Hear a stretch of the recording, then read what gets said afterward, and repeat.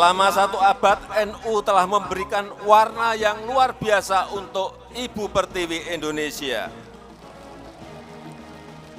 Keislaman dan keindonesiaan, keislaman dan kebangsaan, persatuan dan kesatuan, serta kerukunan dalam keberagaman.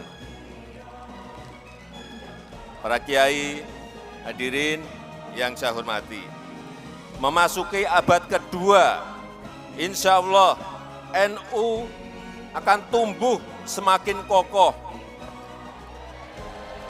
menjadi teladan dalam keberislaman yang moderat,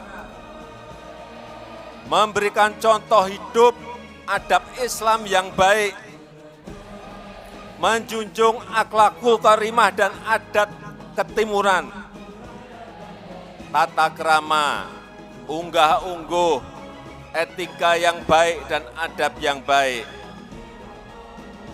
dan menjaga toleransi, menjaga persatuan, menjaga kegotong royongan, serta terus mengikuti perkembangan zaman. Sebagai organisasi Islam terbesar di dunia, NU layak berkontribusi untuk masyarakat internasional.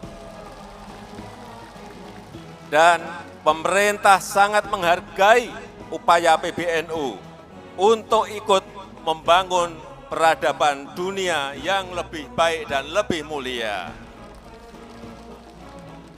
Sebagai organisasi Islam yang mengakar kuat di masyarakat, NU telah menjaga ketahanan masyarakat dalam menghadapi berbagai tantangan-tantangan, dalam menghadapi pandemi COVID-19, dalam menghadapi hantaman gerakan-gerakan radikal, termasuk menjaga diri dari politik identitas dan ekstremisme.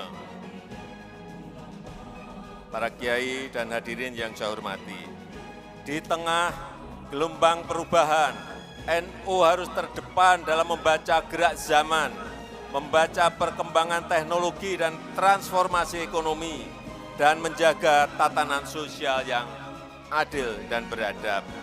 Saya berharap lembaga pendidikan di NU agar mempersiapkan Nahdliyin muda yang menguasai iptek terbaru, menguasai teknologi digital yang berkembang pesat dan mampu menjadi profesional-profesional yang unggul. Selain itu, saya juga berharap agar NU merangkul dan memberi perhatian serius kepada generasi muda agar tetap mengakar kuat kepada tradisi dan adab Ahlus Sunnah wal Jamaah dan terus menguasai ilmu pengetahuan dan teknologi. Semoga momentum abad kedua NU ini menjadi penanda kebangkitan baru NU,